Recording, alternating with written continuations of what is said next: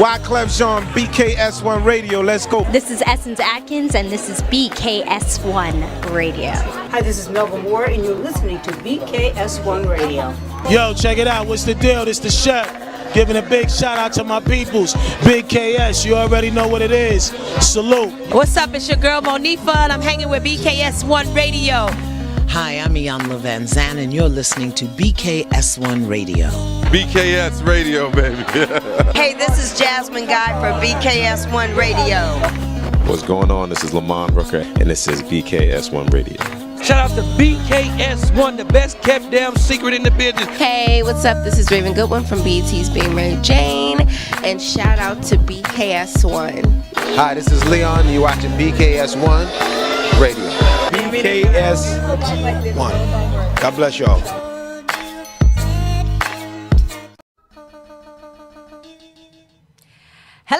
Hello, and welcome. Listen, we are back. It is a new season for us. This is the 25-26 season. It's your girl, Latoya Chanel, and of course, I am here with my bestie right here. This is Miss Queen B. Hey, guys. We have been off for the summer, right? Yes. So it's a brand new season. We are back. We haven't been here for what, 3 months? Yes.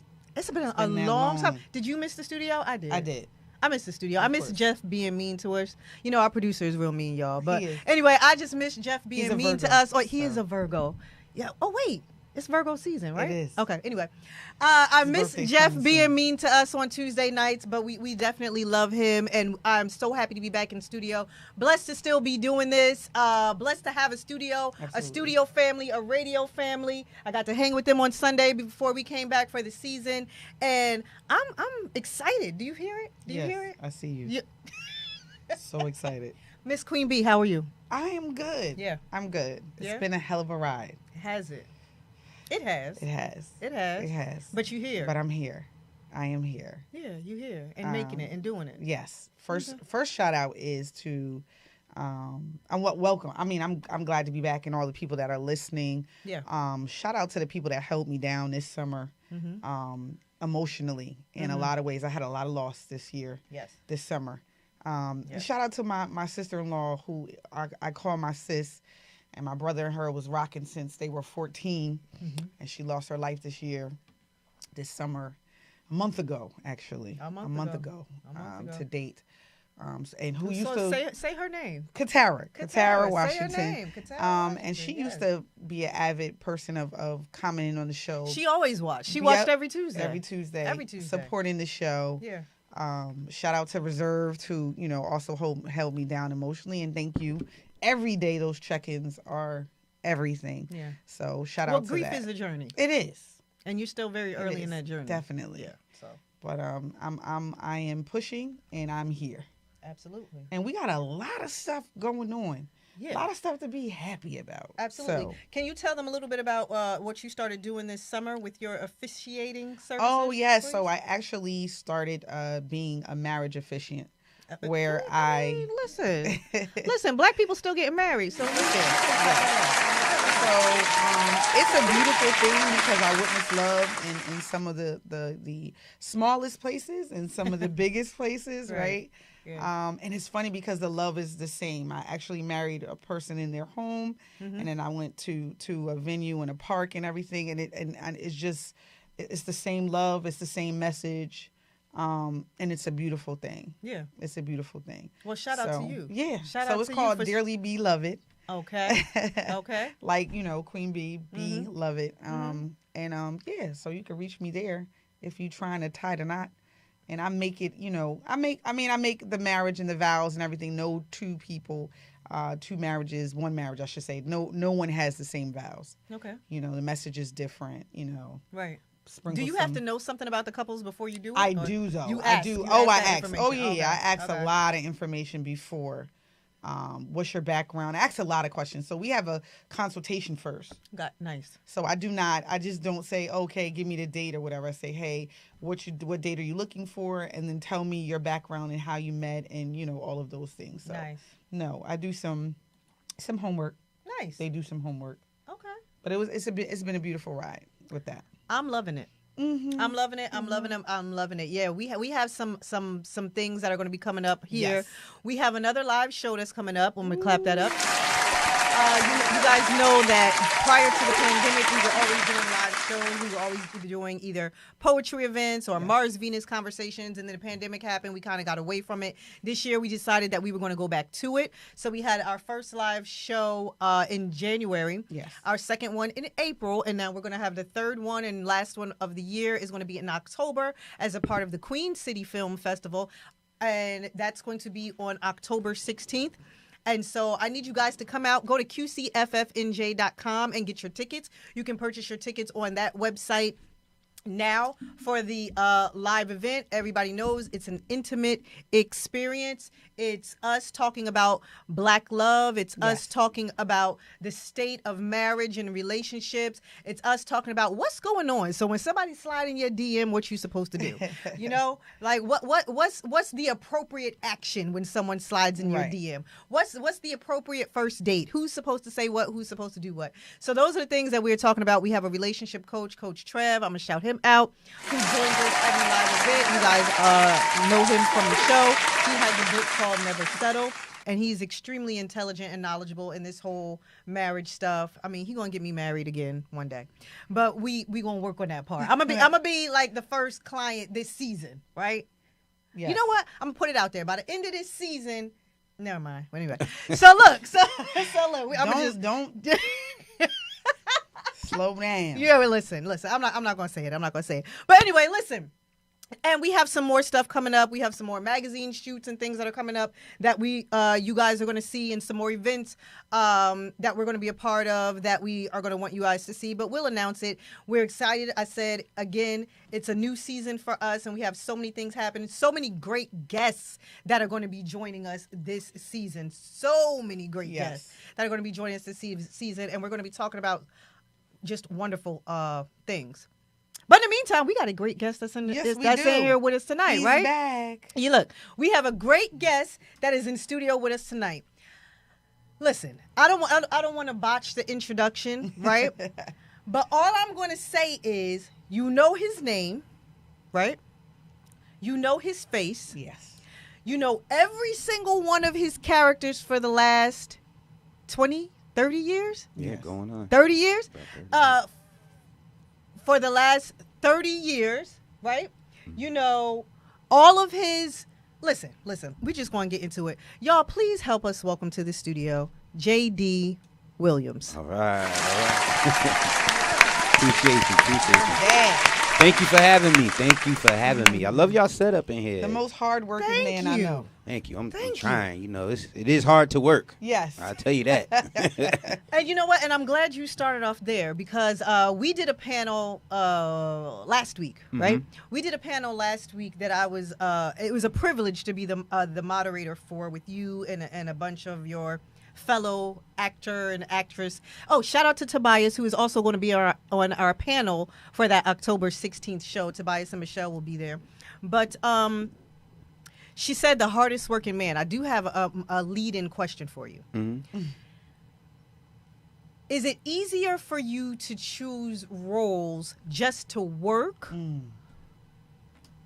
Or does it have to mean something to you in order for you to decide on which role you're going to take?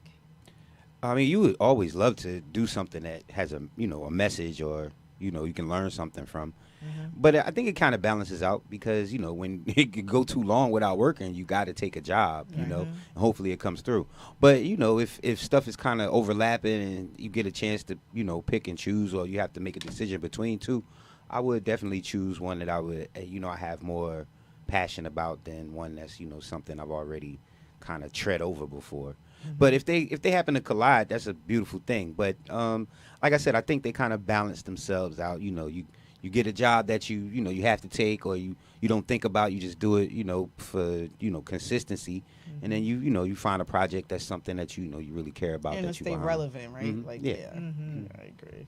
I get it. Now let's go back. We're going to go back, and then we're going to come forward. Let's go back. Okay. Let's go back. We got to go back to The Wire. All right. How do we not go back to The Wire? I don't know. Right? Right. So you have generations of people that are just discovering The Wire now, Literally. right? Right. So my children, my son is 28. You know, I have a 28-year-old, I have a 23-year-old. They knew nothing about The Wire, Right. obviously. Right. So they are just discovering. It's like, oh wow, look, this character, that character, this person, this plot, this. Did you know? Well, how old were you at the time? I think I started The Wire at about 22, maybe somewhere around there. Okay. 20, 22. Okay. I think. Yeah. Did you know that it would be groundbreaking? Did you know that it would take, form some type of meaning or just this now? Did you know? I knew it was good. Okay. I knew it was substantial because of the caliber of actors we had, all of the people that was in there. I knew it was going to be solid. Yeah. I knew our writers, directors, and I already, I was already doing a bunch of HBO stuff too, so right. I already kind of knew HBO's pedigree. I'm like, all right, they're gonna make something dope. I don't think anybody could predict what it would mean to its audience because, usually at first everybody was looking at it like, oh, this is just some black show on HBO, not realizing that it was like so many different layers to it. Right. And, and then once you kind of get into it, you realize like, oh, this is a novel. It's not a lot of TV shows like that, where you layer so many different characters and storylines and people get it because people are like, once they're into it, now you got 10, 20 people that you following, but and the show becomes a language of its own. And so, it's hard for people to just jump in anywhere. And it's hard once they start to kind of jump out because they like, nah, I got to find out out of those happened? 20. Out of those 20 people, I need to find out what happened to at least Everybody, 5 of them, if not all of them. So, yeah, it has the staying power. And as far as knowing whether, I knew it was going to be a strong show. I knew it was going to be strong. Like I said, I was expecting us to kind of get underappreciated.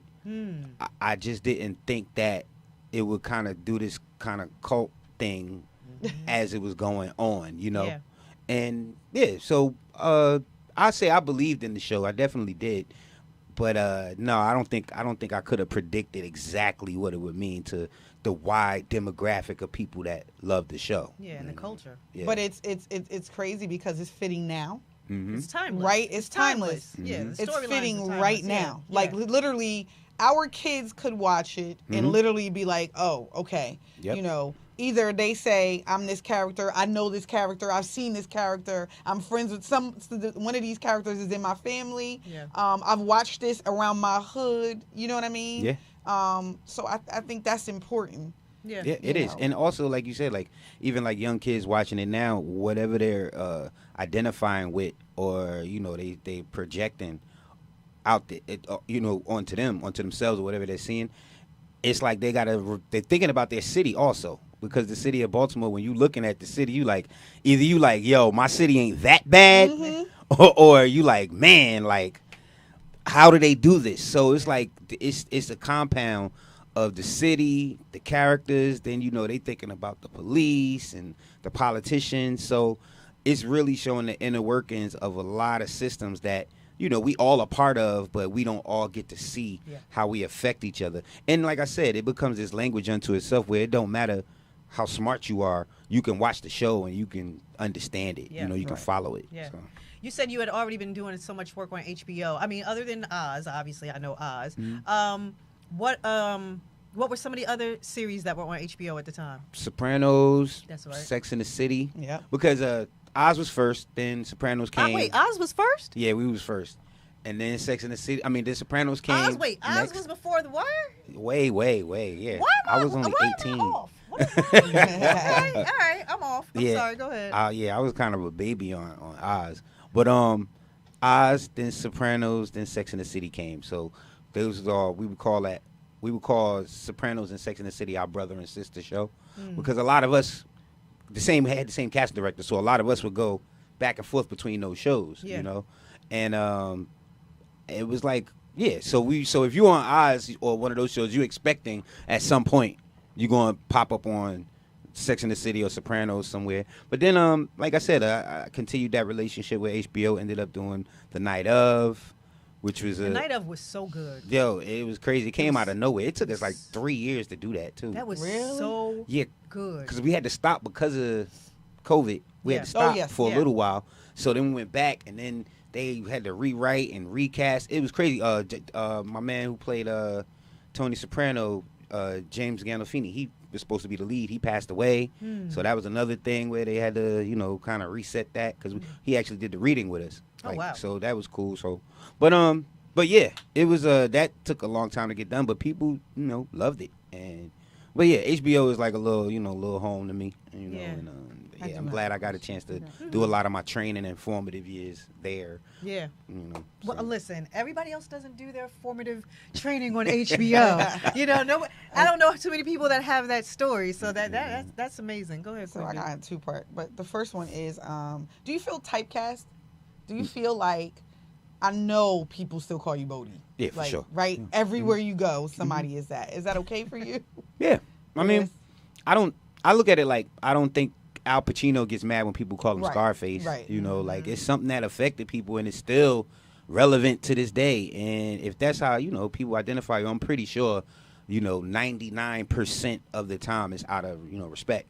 So, and if that's something that I built, something that I'm a part of, and, people, it's partially my fault. I helped make the character something that people care about. So when people throw it back at me, I feel like I should receive that energy, positively.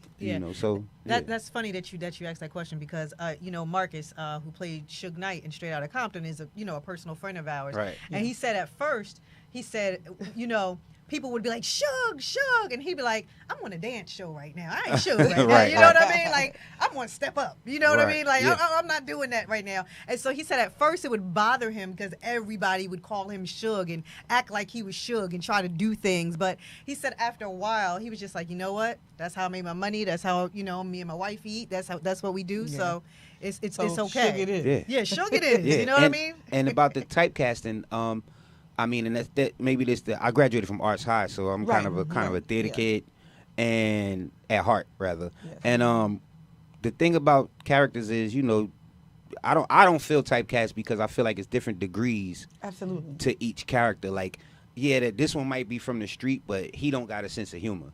Or this one over here, he's actually, a silly guy. So it's not the same. Yeah, they're not the same person.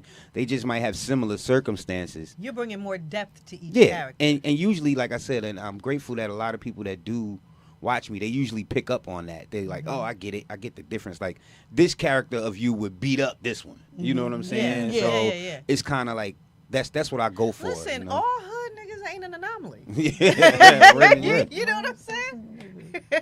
Okay. She used the word. Negroes. I got you. All hood Negroes are not an anomaly. Yeah, so, if you could rewrite Bodie's ending, would it be the same? Or would it be different? I think I would have made it a little bit different, probably. Because actually what I did ask them to do was when he was shot, there was a lot of parallels between him and Tupac anyway. Yes. So what I was asking him to do was just leave him on life support for a little while, then let him die. But that wasn't that. They didn't have time for all of that. But it was it was taken into consideration. It was a good suggestion. As far as fitting the character. Right. Because I knew people was going to take it how they took it. Yeah. And then, like I said, we had already kind of made certain parallels naturally. That I was undercarrying. With my little actor thing in my head. Yeah. And so I was like, you know what? If y'all just left him on life support, because people are going to think he's going to make it. Because, my character had almost died a couple times. So it was like, they're like, oh, they going to do him like Pac. He going to come back, crazier, all mad and everything. But then, no, we going to do the third time my man got shot and take him off the life support, But I think, I wouldn't have had him do anything like, take over the drug trade in Baltimore or nothing outlandish like that, because I think that's what made the show have its grit, because people are like, the good guy in real life, the good guy don't win all the time. We lose good people all the time, and especially in that life, when you that deep in, after a while it's going to catch up to you. So, you know, you got to make a choice at some point. So was there an accuracy in the display of urban life and the crime and the whatever? Do you think that there was, you know, was it an accurate display of what most people face, what we see? I think it was. You think so? Personally, I mean, well, look, coming from Newark, growing up in Newark in the 80s, you know, 90s, you know, we seen crack. It was what it was. Yeah, and we saw all of that go on. And when I first got down to Baltimore, I was like, yo, it felt like I went back in time to the 80s. And I'm like, and this is early 2000, right? So I'm like, man, they still like heavy on a little bit of crack, a little bit of heroin, a lot of heroin down here. Yeah. You know, we had like Prince Street had just got torn down. Yeah. Back then. Right. So I'm like, you know, like, oh, I remember Prince Street. Yeah. Oh, I know you do. You know, so we moving our, you know, addicts around. I had to hide my beeper going in there. Yeah. Listen, I got stories. Yeah. They be like, what you got? Nothing. You got nothing. It's vibrating right here. No, but yeah, so like it was like I'm like, man, you know, Newark, we at least, you know, our addicts is up to date. You know what I'm saying? Right. I'm like, yo, y'all seem like for real. So yes, it was very accurate, and the show was written, you know, by a police reporter and an actual soldier and a teacher who lived through all of that, you know. So that's why it had such a sense of authenticity to it. But yeah, I mean, like being from where we from, seeing what I seen, what we done seen, I felt like it was definitely, you know, a realistic take. And that's how you prepared for the role. Yeah, I mean, yeah, we lived through it. We've seen it. You know, I've been right next to that type of stuff for a long time. So, you know, never like directly involved in it, but definitely like sitting right next to the person when it's happening. Adjacent. You know, so yeah. And that definitely helps, you know. What role was the most challenging for you between Oz and Saints and Sinners and BMF now and The Wire, all of them? What's been the most challenging for you? Challenging? I really can't say, because I mean, I jump into my roles and it's like I like wearing them. I like wearing the characters, and I don't find them to be hard per se. Do you have the autonomy to curate the character? To a degree. Okay. Yeah, it depends. Like, and that started with when I was doing Oz. Like, what I used to do with Oz is I would take all of the, and this, like I said, this is from coming from a theater, from school. Like, so I was still very honed into my little theater process, you know. Yeah. So I would take my whatever scripts we got, I would take every page with my name on it, and whatever, and then I would have a little thin script with just like, you know, whatever 10 pages with my name on it or whatever my character was doing, and I would go and pencil over whatever it was that I had an idea doing, whether it was having something in my hand or however I was wearing my hat at the time, or if I wanted to change a line, and then I would take that to the writer. And then I would take that to the script supervisor, and then I would show it to the director, and then they'd be like, yeah, go ahead and do that. And so then I would, you know, get used to those things, and then sometimes that would give me enough carte blanche to, like, let's say if I came up with something in the middle of the scene, they'd be like, all right, keep it. Because now they trust me enough to be like, all right, you ain't going to waste time. Oh, that's good. You know, and it's going to make sense. Yeah. You know, so I did get a chance to, you know, I do my own, you know, some ad-libs, a little bit of improv here and there. But yeah, I keep it within the realm of what's written. But I definitely, I think, I get a little bit of freedom when I'm doing my thing. Okay. Is there a genre you want to explore that you haven't? For sure. I would definitely like to do more science fiction. And I would also like to get into, you know, maybe some more autobiographical things. So, like, no Christmas romance movies? That's not you? You know? I mean, I wouldn't mind doing a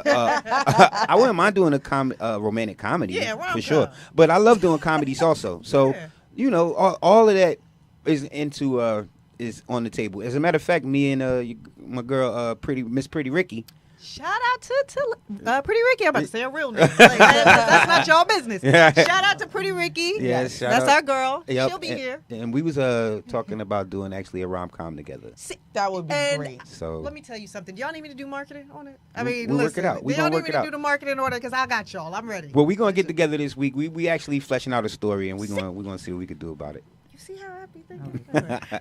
No, that is truly amazing. So no, I got a shout out to question. her. I got Go ahead. another one. Mm-hmm. So Bodie was tough, right? And because I want to know where you pull from, because he was tough but conflicted, right? And a lot loyally conflicted. But where do you pull from? Where did you pull from when you had to evidence his vulnerability? Like, where did you pull from for that?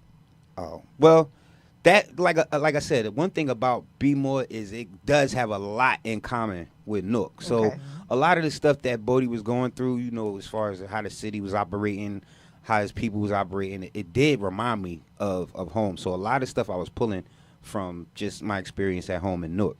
And so, like, even when he got to the part when he gets dejected and he's like, yo, the rules used to be, when I first started, it was do this and then you get rewarded for this. If you do that, you get punished for that. That's it. Nowadays, it's like, it's no respect. Everybody just acting how they want to act. You know what I'm saying? And then I'm supposed to just eat it. Right. And so I've seen that, you know, and that's a very, I think that's tangible for almost anybody, especially somebody that really wants to, you know, work off their merit. Like, if you like, yo, I'm good at my job, I should get rewarded reward for it. Yeah, properly. Like, I shouldn't be in danger because I'm good at what I'm doing. And it's just, you know, just the erosion of the whole thing. Like, you don't see any point in it. You know, you go from, like, if you follow the first couple of seasons, you go from seeing him look up to Avon and Stringer to the last couple of seasons where it's like, it's just the Wild West now, and it's like he all by himself, and it's like nobody has any morals. And that's what made him really vulnerable too. Like, you know, he was alone, stuck with a bunch of little kids. Yep. You know. Yep. Shout out to everybody on the check-in, everybody that's watching on YouTube, Facebook, Instagram, if you're listening on Spotify, however it is you're watching. I do have a comment. Someone, Shahar, said, can we get another Wire or a spinoff of The Wire? Any talks? That would be great. Anything in the works Well, that you can share? I would, now there's nothing, you know, direct, but because people ask that all the time.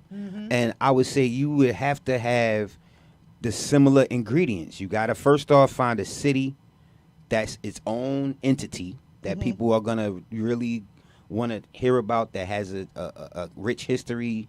You know, like Baltimore still has the rings in the ground where they used to, you know, lock the slaves up to, you know. So it has to be a rich city, a rich history, you know, in an interesting city.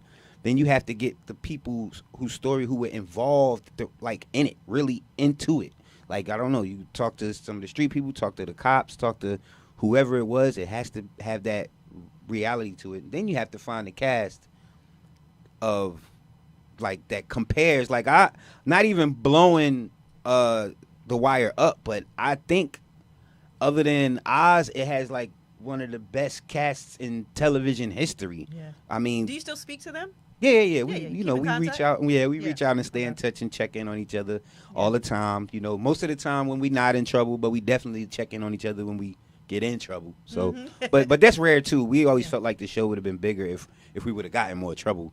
But none of us did get in trouble. Right. So, you know, upstanding citizens. Have no upstanding. I mean, we got arrested a couple. Some of us got arrested, but it was like small low key, Not local like, stuff. You know, like. Yeah. But none of us got in any real trouble until after the show was over. But if we would have did that during the show, people would have been watching. More buzz. Yeah, it would have been know, more buzz. definitely. That's listen. I'm a marketing director. That's all a part of the market. It's like use it. Yeah. Spin it. Yep. Use it. Yeah. You know, it's gonna all add into the success. So. Yeah, but none of us really got into anything serious out there. Is there any of the roles that you're the most proud of out of everything? It's insane because I feel like that I've gotten a chance to really do a nice little variety, and it's kind of subtle. You know, people would say they know me for this, and you know me for that, and you know me for this, and I surprise myself because I forget about things. And if you look hard enough, you'd be like, oh, you did get a chance to play a a war veteran that was missing an eye. Oh, you did get a chance to play a bartender. Oh yeah, you did do this and you did do that. And so I be moving and I forget myself sometimes how many different things I've done. Yeah. And like I said, I think it's all in a slow build up to get to another side, like to where I'm gonna end up playing a dad most of the time eventually. You know, like I could play a dad now, but you know, people gonna be like, "Yeah, you look like you don't look like you know, like you're not in dad not roles yet. it's yet. not Not automatic, yet. you know. Not yet. Yeah, Not it's yet. not automatic yet, but you know, it would take that. So You got good genes. you know, thank you. So it's a slow process still, where I'm still building all of these other dimensions to what I am, but it's just spreading like slowly but surely. You know, like I said, as I get older and older looking, like, oh, you know, you chubbier now, you look more like a soldier or a cop or, you know, or whatever. Right now it's like I'm everybody's homie.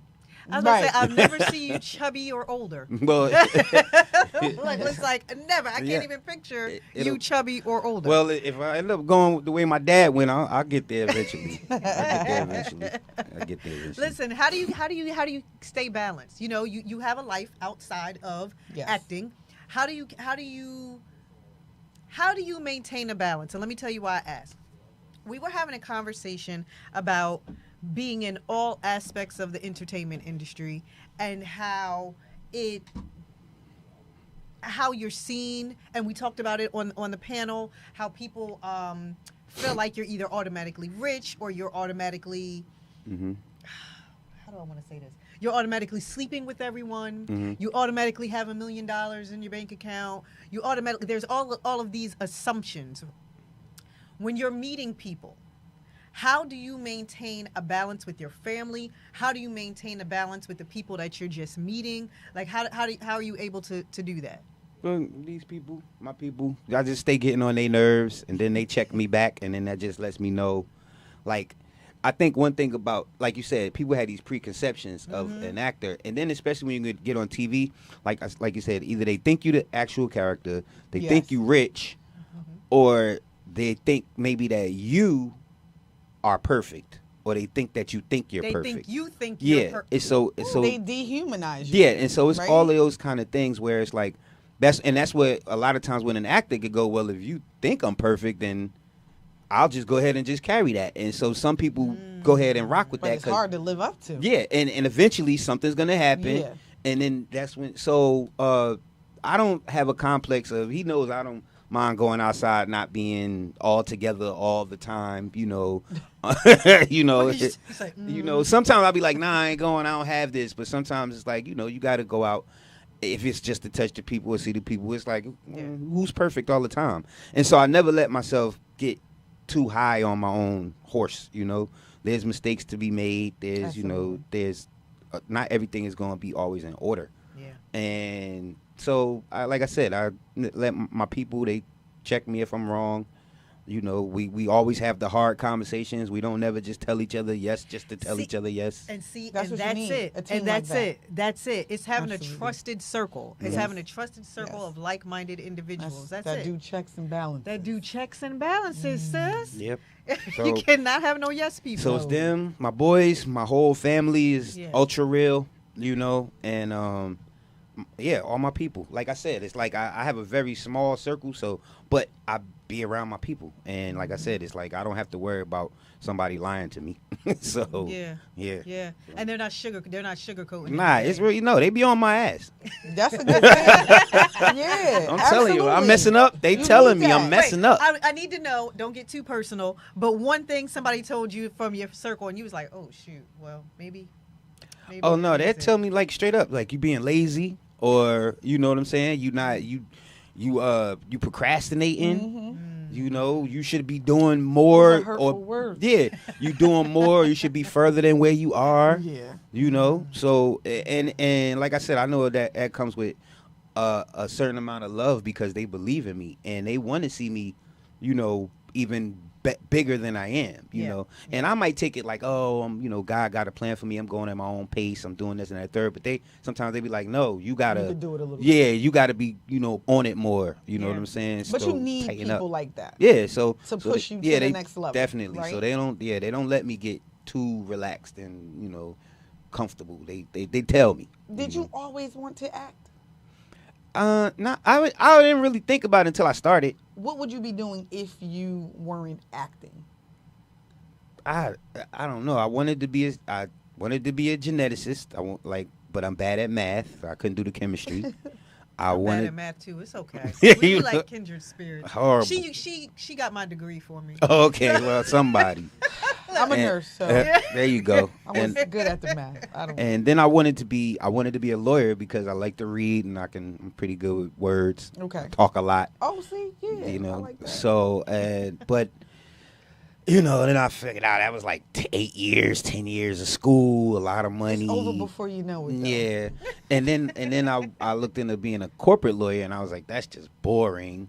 So I was moving around to different schools. Been an entertainment lawyer. Yeah, and I looked into that too, but then I learned that was boring too. It's boring. Yes, because the contracts, you get the contracts. You're looking at somebody's contract, absolutely, but I'm not hanging out with them. Yes, I'm just reading their contracts. Reading you the know, contract. so You're right. But no, so I was just looking at a bunch of stuff and just jumping around from school to school. It just seemed to be natural for me to be in front of people. Where'd you go after arts? For school? Mm-hmm. I had a deferment to Morehouse, but I ended up because my grandmother, she was old school. Like, no, you don't take a break from school. You go right back to school after the summer. Mm-hmm. But I'm trying to explain to her, like, I just started acting and, She's like, no, old school grandma. She like, you going to school. Mm-hmm. Yeah. But I said, okay. But I had started acting, so I couldn't get financial aid because I was already making too much from commercials. Wow. Yeah. Oh. And so I had to really start paying for school outside of my pocket. Right. It and was Morehouse at that? Well, I said, nah, I'm not going. I can't afford Morehouse. Yeah. So what I'm gonna do is I'm gonna do a year because a lot of my school people I went to school with, they ended up going to William Patterson. Okay. And I was like, you know what? I just go up there. Willie P. Oh, Willie P. That's what's up. So I was like, I go up there. I can afford that for the summer. I mean, for the fall or whatever. I can hang out with my friends. I bought me a little car, do that, whatever. And then maybe I could transfer, sometime later or whatever it is. So I got up there. Now I'm up there. Now I'm realizing how much it really costs for school. Like I paid for the semester. Look, we know. I paid for the semester and then couldn't even afford my books. Oh, I know. I'm sleeping in the car so I could go to a 3-hour philosophy class in the morning. Yes. I was like, I can't do this. We know. I can't do it right now. And my boys letting me sleep. You can have sleepovers like maybe like 2 nights out of the week. Yeah. So my homies letting me, chill up in their rooms like 1 or 2 nights out of the week. But I'm driving back and forth, and I'm like, I'm just wasting money. So I probably, was like, I dropped out. Like I know I ain't make it a month. I didn't make it a month. I ain't even gonna hold you. I was sleeping in the parking lot and everything. But I was like, I'm taking philosophy and Japanese and some remedial ass math, just so I can stay in school, because my grandmother told me you gotta go to school. And we have learned. Mm-hmm. What have we learned? Listen, because I have 2 older ones. They're 26 and 23. And so our yes, her middle daughter and my youngest son are the same age, and they're godbrother and godsister, and they went to William Patterson. Yes. So we know all too well. Yeah. Right. Meal about the paying plan of tuition and all that other stuff and yada yada yada. But I had to thank God for my kids because I had to learn. We grew up in an era where they said go to school. Mm-hmm. And it was go to school, be a nurse, be a lawyer, be a doctor, it was all this. Mm-hmm. And shout out to the kids. I really do. Shout out to the kids that be like, school is not for me. It's not that I don't want to do anything, but I just don't want to do that. Yeah. And I really appreciate those kids now because I think for me, I just was like, school. That's all I know. Mm-hmm. But then we're, in the 2000s, we're like, kids is making more money without going to school and YouTube. Getting a degree than imagine. Like, it's crazy to me. But they sold school to us, and that's all they knew. Yeah. Like you said, your grandma, my mom, all of our parents or whatever. That's the era we grew up in. And now I'm sitting here like, maybe we shouldn't push that. Maybe we should actually push, hey, what are you good at? What do you do? You know what I mean? Yeah. What do you do? That wasn't important then, though. No. Nobody cared about Nobody cared about what you like. You better get out in that you field. be like, I want to be a comedian. They'd be like, what? Yeah, like that's not no job. Yes, Right. that's not a job. Yeah. Meanwhile, you got the Kevin Harts and you Yep. got all these other people just making money. Well, I think just real quick to answer, Uh-huh. like now I Yes. think about it. I guess I would have still been in entertainment somehow, and I think I could have been a stand-up. I think I could have been a stand-up Really? comedian. Yeah. So we Why don't you see ain't you in a never lot do of that, though? comedic roles. So you funny on the low. Are you one of the people you be like, wait, what did he say? The Like, dry when you humor. go out. They The tell dry you, humor. I jump out there. I tell a joke Oh, or two. God. But that's how it is. Usually the most serious people Yeah. in real life play the goofy people on TV, and the goofy true. people in real life play the That's true. serious person. But you most know? of the time, the more serious are very witty, right? So their comebacks are a little different from Oh, yeah, everybody else. And if you don't, like I she like witty said, people. Dry. me too. Like, I I love like witty witty people. And I Because if you slow, I can't rock like with what you. right. Like, why you ain't You pick gotta up catch it. what I was like, putting catch down? it. Why you didn't We're do both that? like that, Yeah, though. yeah, Yeah. I get it. But this is the thing with me. Like, I love the movies like The Breakup. Everybody's like, oh my God, The Breakup is a sad movie. But No, it was the hilarious. one-liners, It's hilarious. it is the most Who's that? funniest Vince movie Vaughn? to me. Was that the Yes. Vince Vaughn? Oh yeah, he rough. Oh my God, Ah. him just period. Vince Vaughn is tough. The Wedding Crasher, all like Hilarious. Yeah. hilarious to me. Ridiculous. Hilarious. Yep. Well, that's what it takes. But yeah, well, see, like I said, that's one of the things. Like I do get to have a lot of subtle comedy in my characters, Okay. you know. So, and that's one of the dimensions that people pick up on, and I'm very happy that they do. They could tell when I'm being the sarcastic little thug, and when I'm being, you know, this whatever. So, but yeah, I get a chance to do a lot of those things, and yeah, I mean, I like to call myself a. I mean, I studied a lot of comedy. I love Martin Lawrence, Cat, Richard Pryor, Eddie Murphy. I love the Richard Pryor, like You know. JoJo Dancer, like Yeah, everybody don't a know million about times. that. Yeah. A lot of people don't know. I loved. The thing is, the crazy thing is that I wanted to try my hand at comedy as well. We doing it because I got a spot up in Harlem. You got okay. I got you. So I got to do it before the end of the I year. know, but I remember, got a because spot that was up in my Harlem. goal. I got a guy. Go But ahead. this is the crazy thing, y'all. I don't like comedy now. And the reason why is because they were so raw back in the day. No one was really sensitive. No one was. I mean, they made fun of. We had Andrew- And I just want to go back to that. We had And I Andrew think I Dice would- Clay. Oh, Andrew Dice Sam Clay said Kinison. whatever. So this is my thing. They said whatever.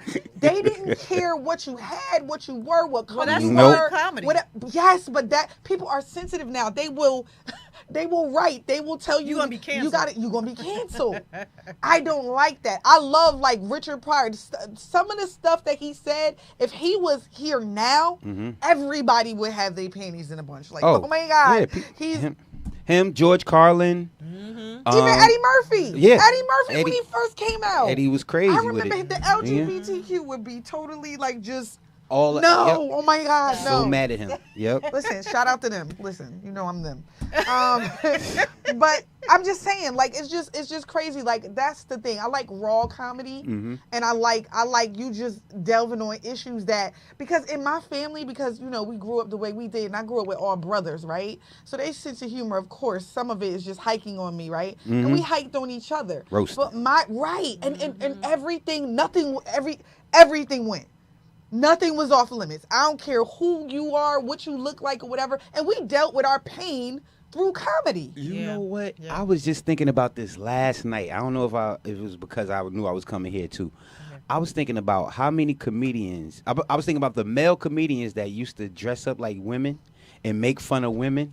How that would not be allowed now. Wouldn't be no Wanda today. No. Remember Vera DeMilo? Yeah, that was Jamie Foxx. But Jamie Foxx did it. No, Vera was Jim Carrey. Yes. Jim We Carrey. could not do that But today. Jamie Foxx wouldn't be Jamie Wanda, Foxx, like, Vera, you yep, know, Wanda, that wouldn't Wanda be- could not fly no. today.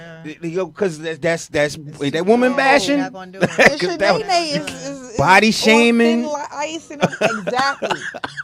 Just the characteristics. Oh, it was. Everybody lighten up, have a sense of humor. I'm glad you talked about it though, how much comedy has changed because all of entertainment has changed. It does. It has. The industry has changed from when you first got in it at whatever age you were till now. What would you tell your younger self? Good question. Not too much because, like I said, you know, I don't like I don't want to change anything for the worse. You know, there's so many variables that get you to where you are. You know, like you mess around and tell yourself something, I won't have my daughter. You know, so I think like that. You know, like the butterfly effect.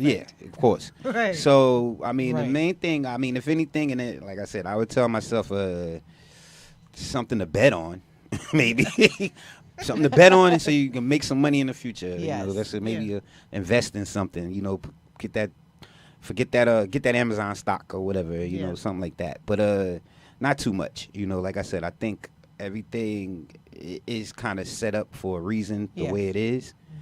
And so, you know, I feel comfortable with that. And I'm sorry, but y'all got me stuck right now because I'm thinking about Handyman. Yes. Do you remember that? No, that right there would be a no. Like you understand? Not. No, when he just walked to the window and fall out. And fell out. That would never happen. That would never happen. The things that.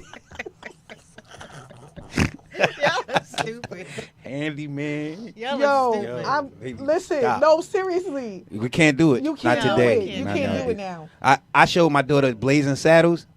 She watched that whole thing with her mouth wide open. Like, whoa. I'm just saying, like, all of this stuff now, and they didn't care. They don't care what culture you were, what color you were, what, you know, what. It was funny. It was funny. It was funny. It was funny. They hyped on everything. Autism and, you know, special kid. No. It was like nothing was off limits because you got some in your family. Yeah. That was, Tropic Thunder was like the last movie OMG. to even try to do something. Hilarious. Yep, the last one to try to do something. I went to the movies 3 times to watch Tropic Thunder when it came out. Robert Downey Jr. a fool. He was a fool for that one, boy. Was that not comedic gold? Genius. Yes. That was genius. That was genius. It was level to have him as a black man was genius. Him committing to it was the worst part. Like sometimes he was out blacking me. I'm like, what's going? I don't even know what he's saying right now. But. Yeah. He sound like my uncle. Yeah. But I don't know what's going on. Comedic genius. I watched it 3 Some crawfish. Yeah. Cornbread. Yeah. He was like, my people was like, what you mean, my people? He was like, my people. You know what? Comedic genius. I literally watched it 3 times. It was hilarious. As far writing, directing, producing, being in front of camera versus being behind the camera. Are you into any of that? Are you into any of the writing? I know you said, you know, maybe going in to do something with Pretty Ricky in the future, but is writing a part of what you do as well? For sure. Producing, directing? Yeah, for sure. Actually, I produced a lot of like the independent hood movies you probably seen over the last 10 years, especially stuff that's done come out of Newark. If I wasn't directly involved in it, you know, in it. But I've written a lot of things. I got my man right here, Wiz. We working on his series called New Arc. We're working on that right now. Nice. We got a couple of people floating around. Nice. Yep. Seen that. We got a couple of people floating around. That Tretch, Trigger Tretch came through. That would have been nice to delve into. It would have been great. So be a team. Yeah. So we do stuff together. But yeah, I've produced a lot of things, and I direct also. I'm just kind of more because over the last 20-something years, I've been doing stuff on a certain scale that I've been doing it. When it comes to my stuff, I'm very picky of my personal things. Like I'll jump into somebody else's stuff because that's them, and I even help them work on it and improve it. But when it comes to my stuff, I ended up work on it, and then I might just be like, all right, let me start over because I don't feel like it's kind of up to my standards sometimes, or it's not exactly what I wanted. Right. So my stuff, my personal things come out slower than I would like them to. But when they do, they're pretty strong. Most of us are perfectionists, and then if it's your project, it's your baby, and you want it to be a certain way. Shout out to Akisa from Allure on the check-in. She said, hey, boo. She said, hey, JD. We just saw him at the 24 Hours of Peace. Yeah. He took pics with us and the family. He's so sweet. God bless him. Sending you all the love. Peace. Yes. Peace and love. I do want to ask one question. Go ahead. What lessons have you carried from your career that extend beyond acting? Like what? Yeah, tell us something. I think it's kind of the other way around because I had to take that stuff into this field. Okay, you know, like I had to go in already kind of. It's a lot of. We talked about this on the panel too. It's a whole lot of no's and a whole lot of rejection. Yes. So I had to make sure to tell myself like, look, that no doesn't mean You bad at what you do. It don't mean somebody hates you. You know, it's gonna happen. You're gonna get no's. Okay, so just be confident in who you are, so that those no's don't end up chipping away at you. And that's what happens with a lot of people. They start, you know, they take all of that because, you know, being an actor, you're getting judged. You walk into the room, so somebody can look at you and tell you if, you know, and there might be a panel of people. Yeah, right? and they telling you, do you look right? Did you act right? Did you do good? You get out, so you walking up and getting judged, and that people gotta have a certain type of skin to do that, you know, and over again to get told no. And I would think, like, even with men, like, of course we're gonna be like, you know, well, you know, we'll figure it out. But I would feel, not to be sexist, but I would feel that has to be a little bit different for women, because there's so many more facets that y'all look at yourselves as, you know what I'm saying? Like, oh, well, was my hair too long? You know, with this, and with men, we just be like, oh, I wasn't muscular enough, like or I wasn't handsome enough. You know what I'm saying? For women, it's everything. It's color. It's hair length. All these things. It's body. We're not going to start on a colorism conversation. Let's not. It's a lot of that. Like, you know, let's be real. Let's be real. But it's all of that. Like you said, it's all of that. We are very hard. Women are just very hard on themselves.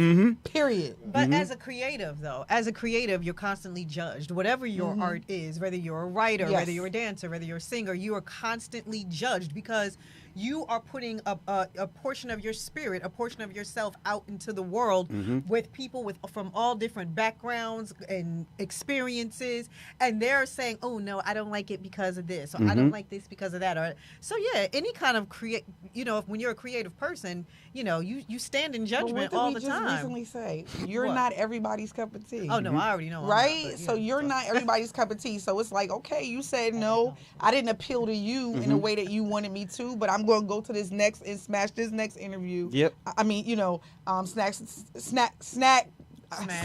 Yeah. This next, you know, whatever audition project or job or Yeah. anything. And they might say and I might get another no, but you know, them two no's, somebody gonna say yes. Yeah, and I'm gonna eventually. just keep pushing. You got to keep telling yourself, I'm gonna keep pushing. You have to. That's what I would say. You have to. The lesson I took from outside was like, I have to be sure of myself. Yes. Before I go out and try to, you know, expose or share myself with other people, because I don't want to end up taking it personally. How do you do that though? I want to get into the psychology behind how do you do that, because like you said, it's so easy when your friends and your families and your trusted circle is saying, no, you're great, you're this, you're that, you have all this talent, this, that, and then you go out into the world and you start getting all of this pushback. Where do you pull the strength from? What is like the psychology behind that? Because again, even in things that we do, we're always like, I don't know if we should. Shout out to my family, that's what it is. I think it leans more so in that, like, growing up, my family they would encourage me all the time, you know, saying, oh, you have a talent for this, or you can do that, or you're going to be this, you know. And so there's a confidence that has to come with you. You know, you have to have a certain kind of confidence. And like I said, also it comes with a training. Like if you're up on stage all the time, or you're in front of a crowd all the time, it's like being a singer or a boxer. You know, at a certain level, you like, all right, I know I do this better than the average person. You know what I'm saying? So at a certain point, this group of people can't tell me I'm bad at it, because they can't even do what I do. Yep. You know? So now you're going to find a community of people that's going to give you a challenge. So now you comparing yourself to people that do it as well or better. Absolutely. You know? And so then you just build that slowly. But like you said, like once you come in with a certain caliber of assuredness, can't nobody really take that away from you. I always say that. I say, I know what I'm good at. Yeah. You know, I know the things I could be better at, but I know what I'm good at. And it's not about cocky. I'm not cocky. I'm confident in that this is what I'm good at. This is what I know I do well. So I don't care who you are. Right. Yeah. I don't care who you are, where you are, what your status is, how tall you stand. I am telling you that I'm good at this. This is what I do, and you can't knock me off of anything. Yeah. Right? You can't do it. I agree. Yeah. I So agree. and another thing is going in, like, I know I'm not an idiot, you know, so if something doesn't feel right or you end up confused, it's probably a trap. So, But have you ever you know. walked out of somewhere where you're like, yeah, this role is not for me? Oh yeah. Really? Well, yeah, not just the role, but just even like situations where like somebody will come and they might have a little bit of power and they start looking at you funny and they be like, you messed up, right? And I'm like, what did I do?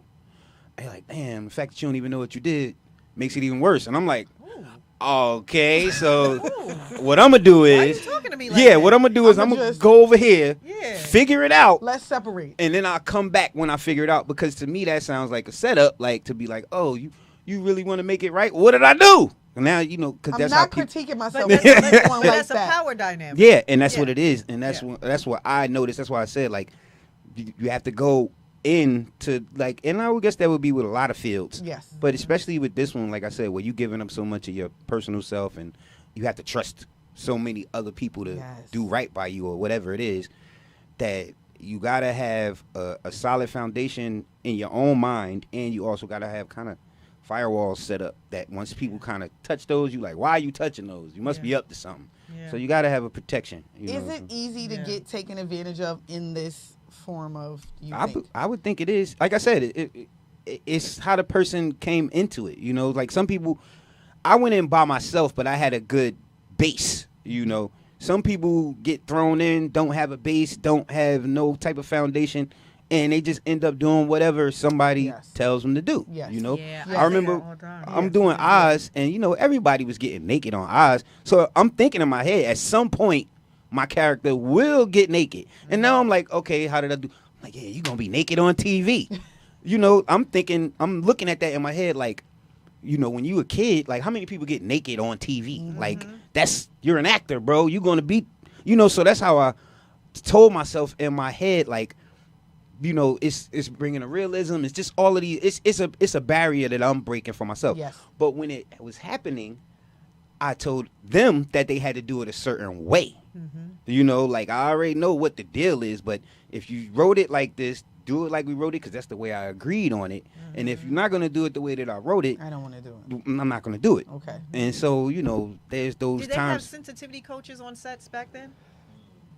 I don't think they probably were specified as that. Okay. But I'm pretty sure like whoever the union had there was making sure, nobody was touching on us. Did you do like acting coaches and things like that? In arts high. Oh, yeah. You never did it, in the particular roles that you like? No. Once I got out of school, I was so sharp. I was ready to go. I was hungry. Okay. I had won trophies and competitions. Okay. Nobody couldn't tell me nothing about no acting. I was going on auditions like a beast. It was this one audition. It was literally 200 kids there. I knew I was going to get it. Wow. I knew it. And we stayed there. I think we was there for a couple of hours, and you could start seeing them whittle down the people. So when they got down to like the last 20, and I could see like I was the only short, light-skinned black kid, I was like, this is over. Like, this is over. Right. But that's what I was learning in school, was to, be consistent, put forth that energy, especially when you in a room with somebody. Absolutely. You could give them all of that energy and do what you're going to do. Yeah, I went in, so I was like that with every audition. It didn't matter what it was. And I always like to think about, acting is a discipline. Yes, it is. So the same way as any martial art or painting or whatever, you practice it, you study it, you use it for, competition, and, it's there for that. So I look at it like the same way I do boxing. Are you, boxing, that's my love. Are you one of those actors where you're watching something on TV and you're pausing it and you're like, nope, they should have did it like this. Nope. Find your range. Nope. They like, this is trash. But was that your choice? You should have made a different choice in that scene. Are you one of those people? Not really. I don't think so. It gotta be trash. You gotta be real trash for me to mess with you, because I know what goes into it. Like, I'm like, oh, that might not have been the right take. You know what I'm saying? Maybe they did. So I give people a lot of leeway. But if you trash through the whole thing, like you don't got no. Yeah, that means you was just trash. Like, so I have worked in this industry for what, like 10 to 15 years, and they'll tell you. I'll be sitting there, I'll be like, oh, why did they do that? I'll be like, stop it. Stop. I'm like, did you see that? Did you see that right there? I'm like, why did they do that? They shouldn't have did that. I'm like, production should have came in, the boom, like, I'm not even an actress, and I'll be on it like that. So that's why I'm like, Well, do you do that? Nah, I let, like I said, they got to be real bad. I usually, like I said, I give people a lot of leeway when it comes to that. What I do end up catching a lot is continuity mistakes. Like yes. Cuts. Yes. Where was the script supervisor? Yeah, things are right? moving. Yeah. Okay. Yeah. Or like the person to be talking and their hand to be up, and then it'll go to the other side and their hand to be down. Yes. Stuff like that. Yes. Like Yes. I'll catch things like that more so than me just getting on somebody about their performance. Now, Like I said, wait, it got to we be a was- bad performance. That was like the Tyler Perry thing where every scene she had a different wig on. Yeah. Did you See see stuff like that. Yes, that's annoying. That's obviously yes. Like Yeah. you got to be messing with me. But it was the same scene. But every time they went to her, it She was got a on a different blue wig. shirt. It was a different It was just wig. red. No, I'm just saying. It be like that. She had a But bob, this the and she thing. had like a This bust the thing down. with me. No, we was on a web series, right? We Yeah. was on a web series, yeah. and I didn't know what it took. You know, she's always did this. This is her genre. This is what she did. I was just her best friend from childhood, right? And I just came along for the ride. I'm a nurse, hands down. Right. Like, and I do poetry. That's my art. No, right? let me tell you, the problem was call time was 6 a.m. and she was like, "Wait, what?" And I was like, "No, we go and we holding and we gotta wait."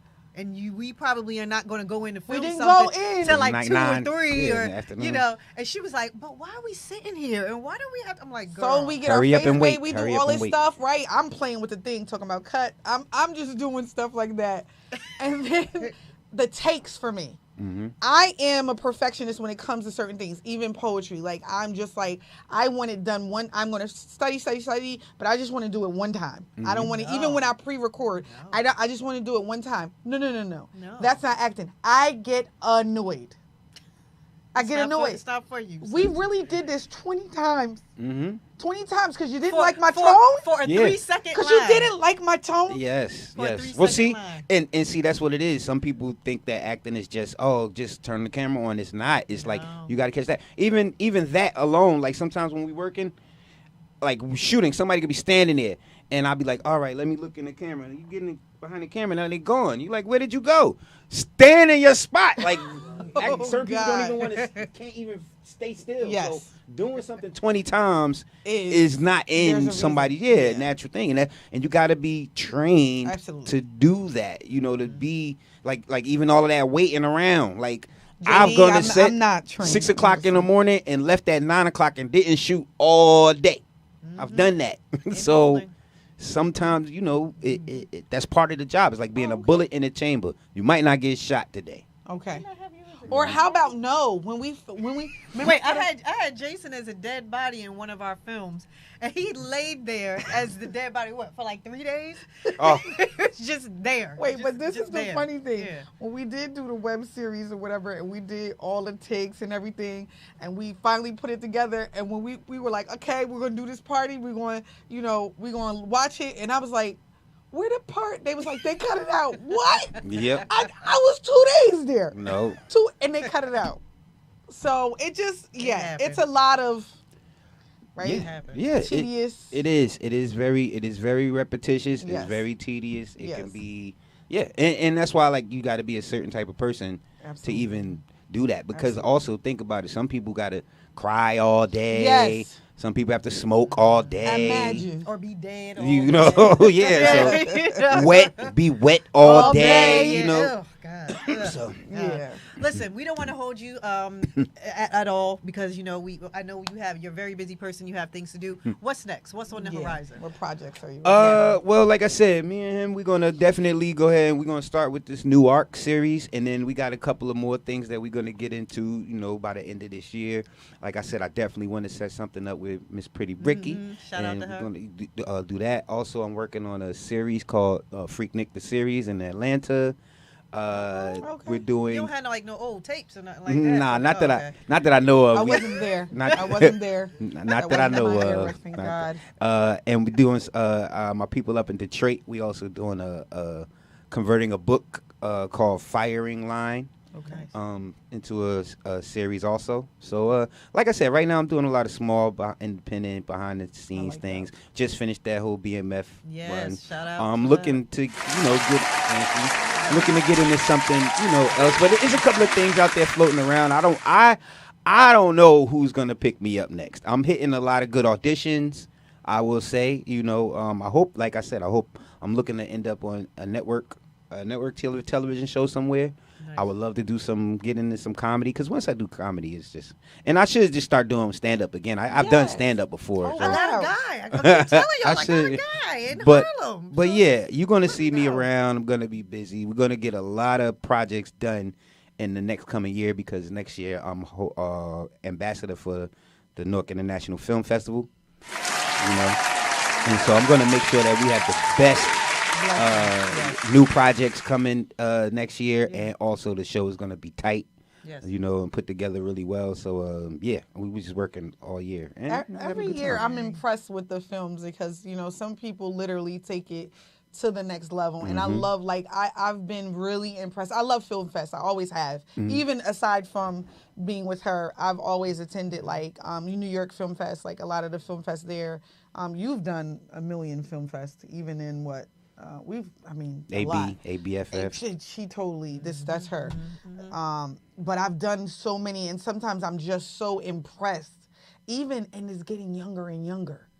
Even the young filmmakers, we got to delve into that a little bit, because I know we do a lot of, but there's a lot of young, brilliant. It's the iPhones. Yes. Yeah, now there's a lot of young, brilliant filmmakers as well that's on the come up, and I just, shout out to them. Yeah, you would hear, even when Steven Spielberg would say, he had a little, 8mm that he used to run around with. Yep. And that's what it is now. It's a bunch of kids. They got the phones, and they looking. My daughter, one time, she made this 15-minute video, and it had cuts and edits and from her turning the phone off, turning it off with a doll, and did the backgrounds and different voices. And I guess she probably started it at about 8 o'clock in the morning. I got up, it was 10. When I look on my phone, it's about 15 minutes and 38, a whole storyline, props, settings. See, she probably was 7. Wow. So they understand. They inherently understand these things, technology faster than us. That's the kids already. That's why they're already swiping. Yeah. 3. Yep. All right. Last question, so we can let you go. Advice to all of the young African American artists coming up in this industry now. I tell them the same thing my dad told me, man. You got to be persistent and consistent. So you keep hitting the same spot, the same way, every time, and you're going to break through. Whatever it is you're trying to do, you just have to keep showing up and being consistent and persistent.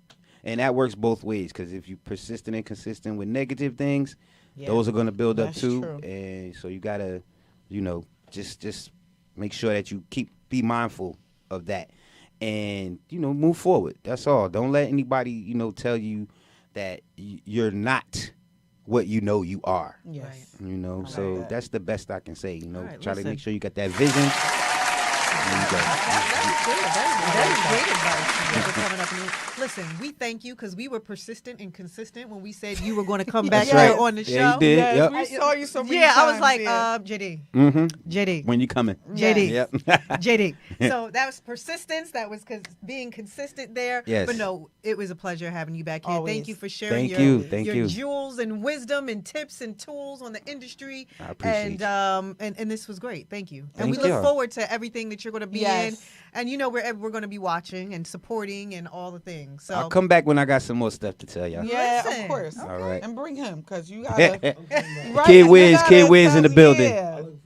Okay. Yeah, you definitely have to come. Thank you so much. Shout out to you. All right, everybody. I know you got to get off now. Yeah, we love y'all. You know why? Because I'm hungry. How about you? Me too. Okay, good. All right, listen.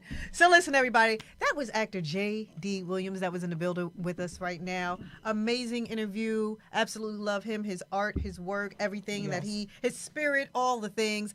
Kisa was right. Just a wonderful person. Are you ready? Because this is our first show of our new season. They don't even know what's coming. I don't think they know what's coming. They don't know what's coming. It's all right. It's all right, though. But, it's all right. It feels good to be back. It does. It feels good to be back. Feels good to be sitting next to you doing this, Yes. doing what we do. Yes. I mean, we talk every day, but, now we just do it on camera. Yes. So it's fine. Shout out to our listeners. Yep. Yeah, there you go. There you go. Still in tune. All right. Shout out to our listeners. We love everybody who watched, everybody who listened, everybody who was in the chat and the comments on however you were watching. We love y'all. God willing, we will be back here next week, same time, same place, different show, and we'll see you soon. Thank you, everybody. Bye. Good night. Jeff, take us out. Take us away. Take us out. Take us out.